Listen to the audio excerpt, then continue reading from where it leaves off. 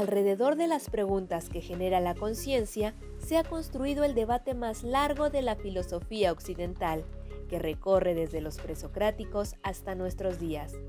¿De dónde proviene eso que conoce, investiga, recuerda, sueña y tiene percepciones sensoriales durante el día y la noche?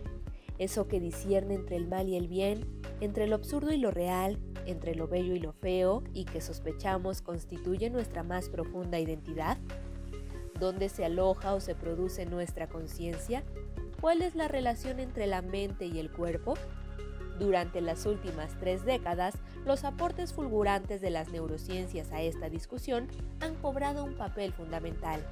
Ya no se trata únicamente de especulación, observación de pacientes y de lógica, sino de algo que se puede medir con aparatos, comparar, estudiar.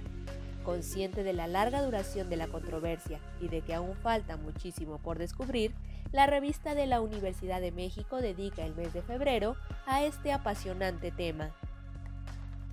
Bienvenidos al programa de la revista de la universidad. Espero que se encuentren muy bien. Christopher Timmerman, ¿cómo estás? Muy bien, Yael, muchas gracias y gracias por la invitación. Te conectas ahorita en cuarentena en Londres, donde acabas de aterrizar. Mundo loco el que nos toca. Te presento, eres Christopher Timmerman, es doctor en neuropsicofarmacología por el Imperial College de Londres, es investigador asociado en el Psychedelic Research Group, o sea, el grupo de investigación sobre psicodélicos, es fundador, ¿no?, de la Fundación para el Estudio de la Conciencia Humana. Y entiendo, Christopher, que enmarcas tus estudios en el efecto de los psicodélicos en la conciencia y en las aplicaciones terapéuticas que pueden hacerse. Y todo esto en un contexto más amplio llamado Consciousness Science, que en español suena horrible por la cacofonía, que sería algo así como ciencia de la conciencia. Te quería preguntar, Christopher, para entrar en materia en nuestro tema de conciencia, ¿cómo es, qué tipo de material o objeto estudia esta ciencia? ¿Cuál es el objeto de la ciencia de la conciencia? La definición más fácil, la más agnóstica, si se quiere, es que la conciencia el estudio de la conciencia es el estudio de la experiencia. El objeto es la mente humana. Ahora, el término conciencia puede tener muchas acepciones, una palabra polisémica. Algunas personas se refieren a conciencia simplemente como la capacidad de ser consciente de algo. Por ejemplo, yo soy consciente de un objeto que está en mi percepción. Otra gente llama conciencia la capacidad de ser consciente de la conciencia. O sea, yo sé que soy consciente, yo sé que soy consciente. Otros llaman a eso una habilidad metacognitiva, por ejemplo, porque tiene este componente meta, ¿no? Ser consciente de algo, de ser consciente. A mí me gusta la idea, cuando yo hablo de conciencia, me refiero a lo que es la experiencia humana. El estudio de la experiencia humana desde la psicología, la neurociencia, o sea, digamos, cuáles son las propiedades cerebrales que son necesarias para tener una experiencia y ciertos tipos de experiencia. Y también el aspecto más filosófico, la filosofía de la mente y específicamente la fenomenología en este caso, el estudio de la experiencia humana desde una perspectiva más rigurosa o disciplinada. Me llama muchísimo la atención que empiezas por el adjetivo agnóstico. Cuando estamos hablando de ciencia, parece que la conciencia siempre está un poco impregnada de pues cierta fe, quizás, religiosidad, misticismo, en fin, todo esto planea alrededor. Y me supongo que el hecho de trabajar con psicodélicos también influye en esto. ¿Cómo se distinguiría, Christopher, un estado alterado o no ordinario de la conciencia con un estado llamado normal? Un estado no ordinario de conciencia,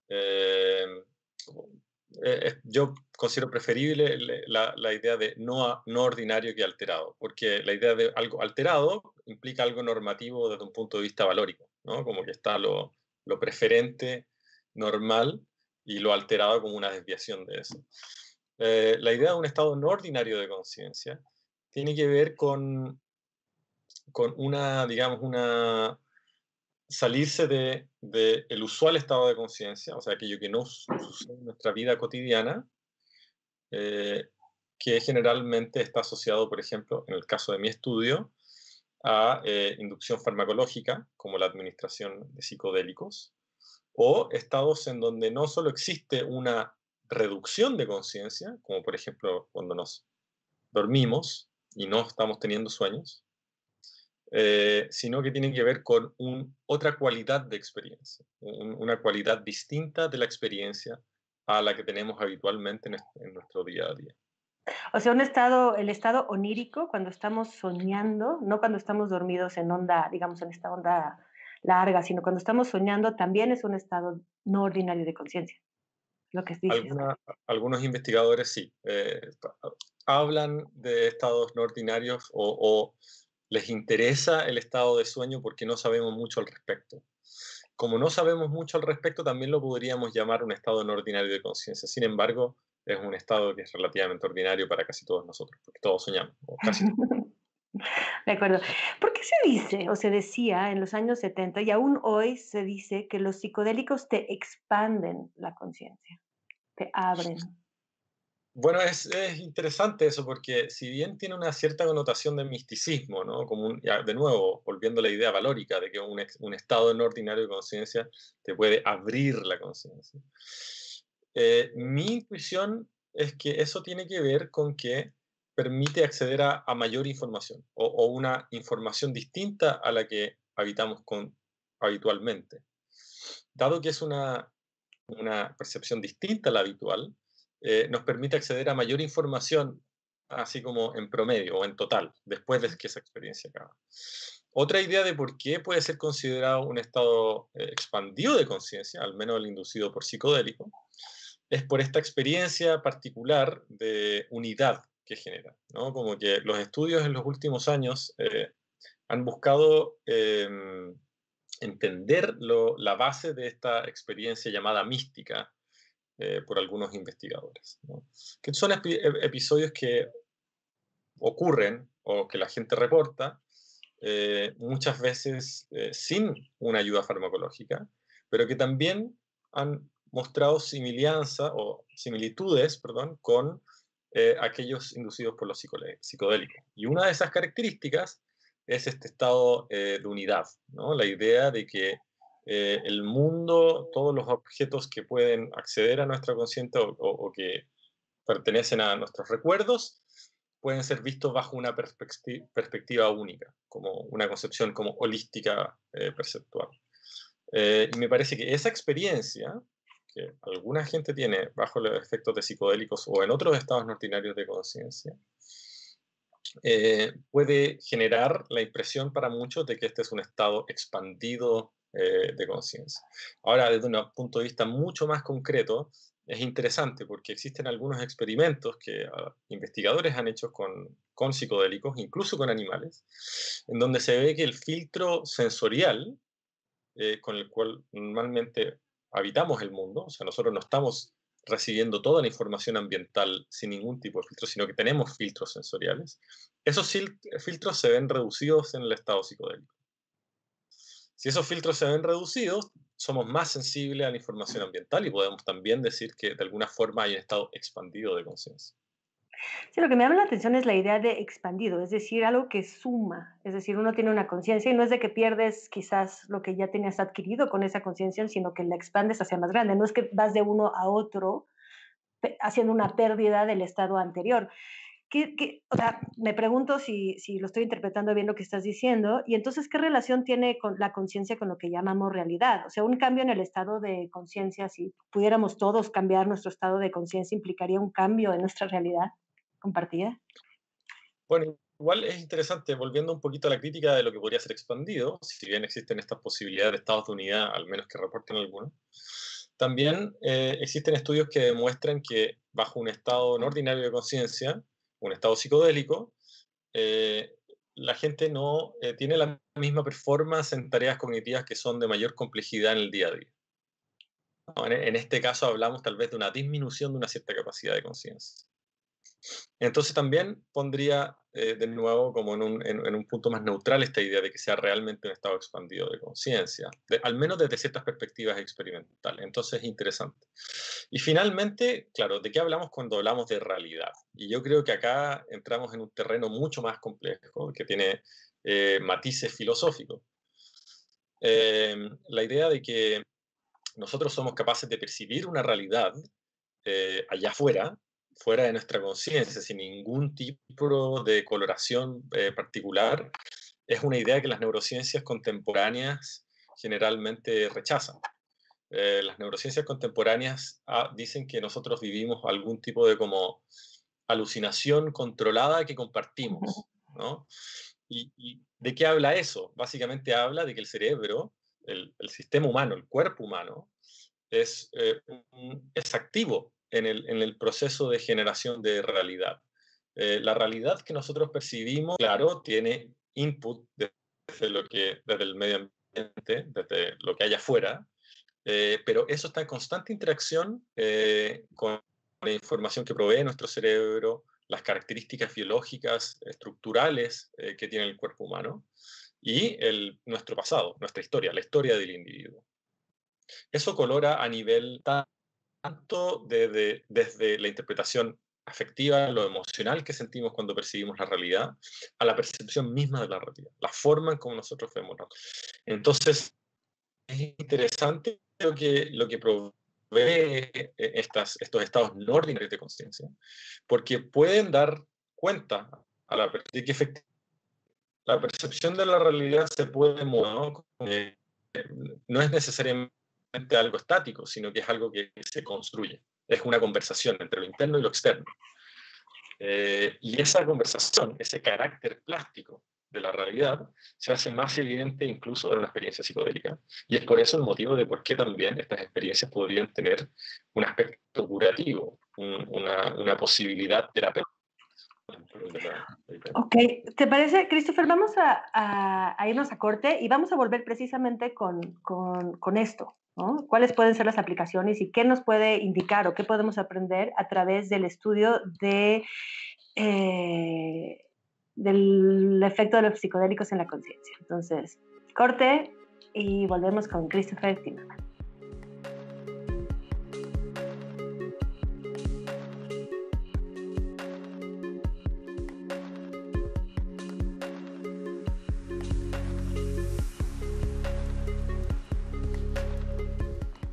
Estamos de vuelta con Christopher Timmerman del Imperial College en Londres, hablando de las investigaciones sobre la conciencia con psicodélicos.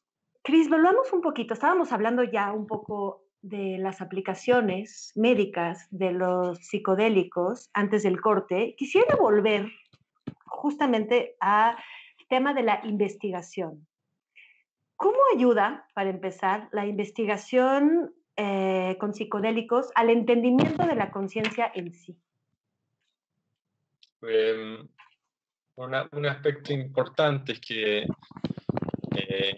se podría decir que estas experiencias, las experiencias psicodélicas, son parte del repertorio experiencial del ser humano, pertenecen como al patrimonio humano que tenemos. Las culturas indígenas, muchas de ellas las precolombinas en América, cuentan con experiencias con psicodélicos, han tenido esas experiencias.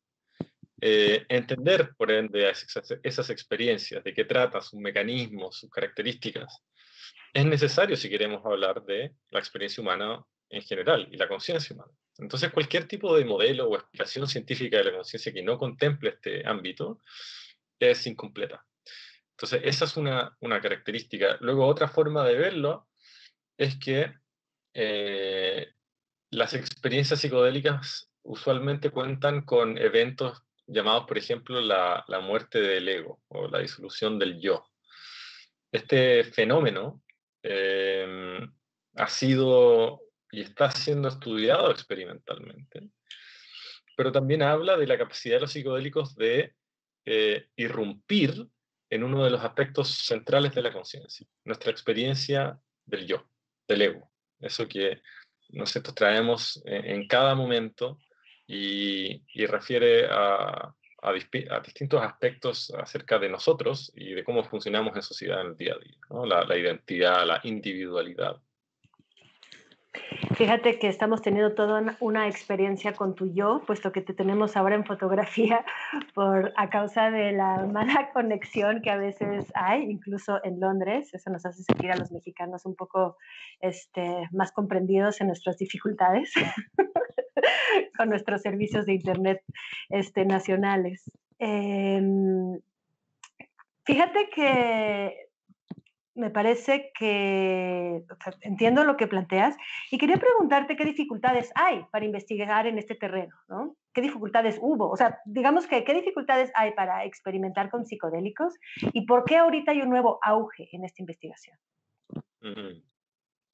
Bueno, la historia de los psicodélicos, al menos desde el occidente, o la investigación científica de los psicodélicos, fue muy prominente luego de la invención del LSD en los años 40. Y fue muy prominente porque precisamente podía generar estas disrupciones o estados no ordinarios de conciencia que eran muy interesantes para la curiosidad científica, por un lado, pero por el otro lado para distintas aplicaciones terapéuticas. El tema es que el descubrimiento del LSD también fue acompañado con el movimiento contracultural en Estados Unidos y en otros sectores que fue impopular con ciertas autoridades, en gran parte tenía ciertas conexiones con políticas imperantes, y entró en conflicto con esas políticas en un gran sentido. Eso, por un lado, más una percepción, al menos de acuerdo a lo que sabemos ahora, desproporcionada de los riesgos del uso de psicodélicos, llevó a que fueran ilegales en gran parte de países occidentales. Eso hizo muy difícil su investigación. Lo sigue dificultando su investigación al día de hoy, tanto por aspectos legales como por aspectos de tabús culturales de investigar esta experiencia. Sin embargo, en los últimos 25 años ya el mundo científico se ha comenzado a abrir a tratar de entender esta experiencia y explorar su potencial terapéutico. Y eso respondería a tu segunda pregunta, ¿por qué ahora existe como una nueva apreciación de la experiencia psicodélica? Mucho tiene que ver con recuperar ese potencial para tratar ciertas condiciones de salud mental, la depresión, trastornos de ansiedad, las adicciones principalmente, que también son muy prevalentes hoy en día. Me parece también que desde una perspectiva un poquito más global, el estudio de la mente, así como desde la psicología, ¿no?, es súper nuevo. Entonces, me parece que en términos globales como que estamos empezando a mirar hacia adentro. Y los psicodélicos son una forma de mirar hacia adentro. De hecho, la palabra psicodélico significa literalmente la manifestación de la mente o la manifestación de la psique. Entonces también tiene que ver con eso. Esa es mi impresión. Y también me supongo que tiene algo que ver los avances en cuanto a, bueno, tan celebrados en cuanto a encefalogramas y resonancias magnéticas, ¿no? De que se puede en realidad ver lo que está, o sea, no solamente podemos fiarnos de la narración de la experiencia, como quizás sucedía en los años 40, sino hay una manera de ver quizás físicamente, o sea, constatar con datos duros lo que está sucediendo dentro de la mente. Uh-huh. Exacto, o sea, como la revolución del cerebro, es lo que se llama al menos, o el estudio del cerebro, las neurociencias. Me parece que en algún momento, como que en el gobierno de George Bush padre, él dijo en algún momento que claro, ahora la exploración ya no era hacia el espacio, sino que era hacia adentro, ¿no? Claro. Y esta revolución en las neurociencias ha sido súper importante en esto, en lo que ha sucedido con los psicodélicos también. En este sentido, ¿cómo resuelven las neurociencias o cómo abordan el antiguo y eterno conflicto mente-cuerpo? El hecho de que lo que antes se consideraba provenir de un relato mental y de la subjetividad pueda ser medido fisiológicamente altera de alguna manera? O sea, ¿cómo se resuelve esto en los estudios de la conciencia? ¿Cómo se aborda?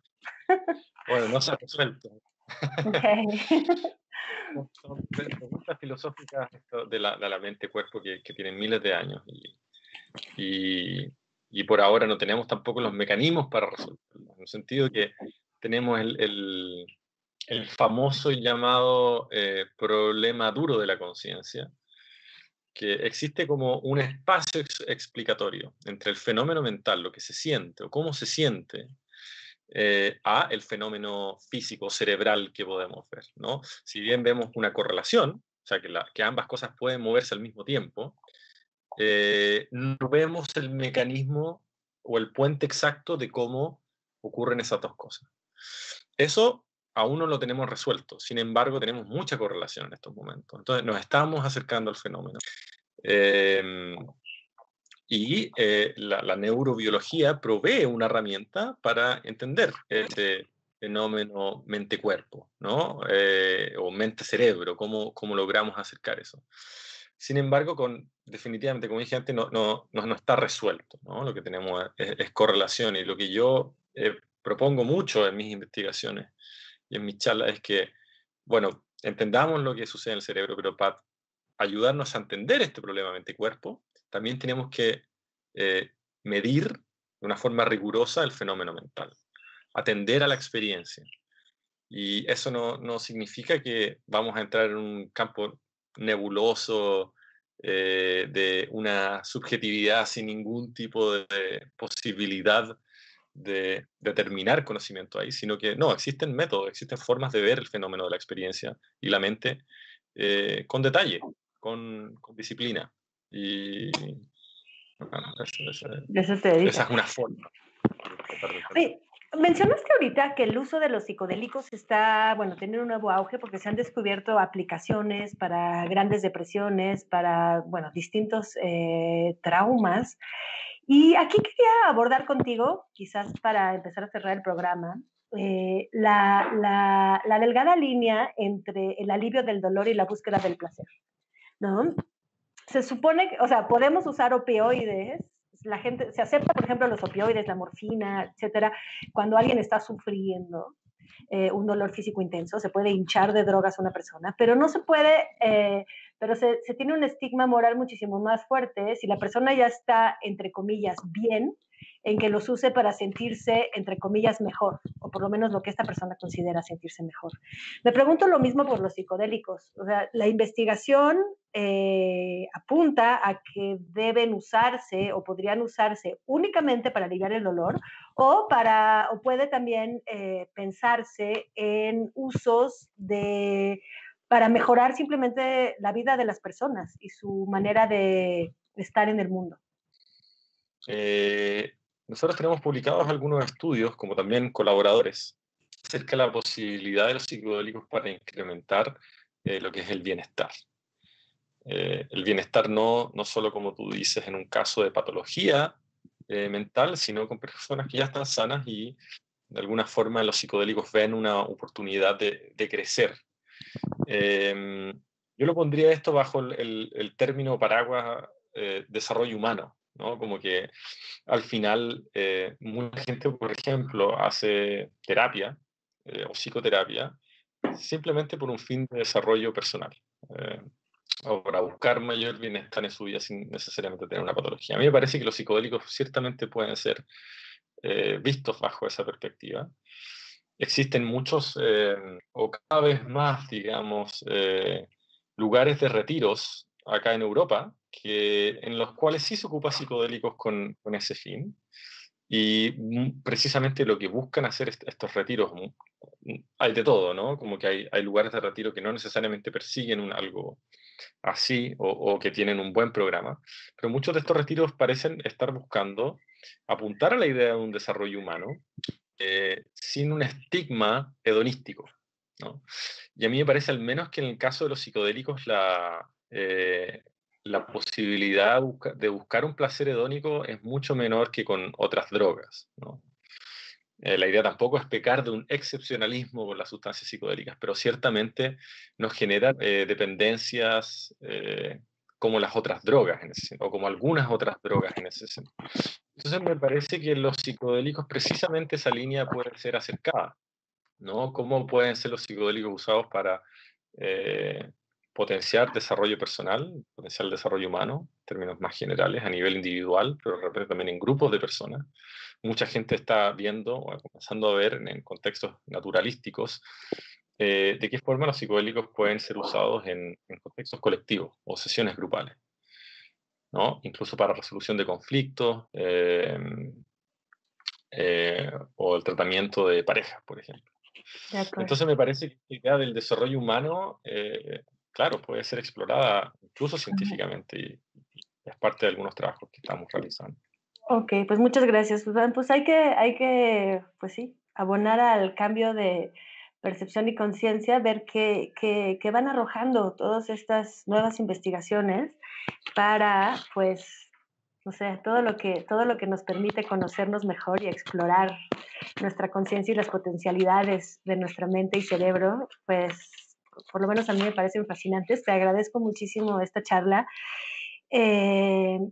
Lástima que tuvimos tanto problema tecnológico que no te podemos ver a color todo, en movimiento y en color durante el programa. Te deseo un buen final de cuarentena en el hotel en Londres, en lo que te dejan salir a la ciudad a circular. Finalmente tuvimos este pequeño problema técnico de comunicación, pero digamos que no es el peor de los problemas en este momento. Entonces, por favor, cuídate mucho. Muchas gracias, Yael, también. Cuídate mucho. Muchísimas gracias. Y bueno, pues nos despedimos. Volvemos la próxima semana. Cuídense mucho también en mente y cuerpo o en ambos juntos si creen en el monismo.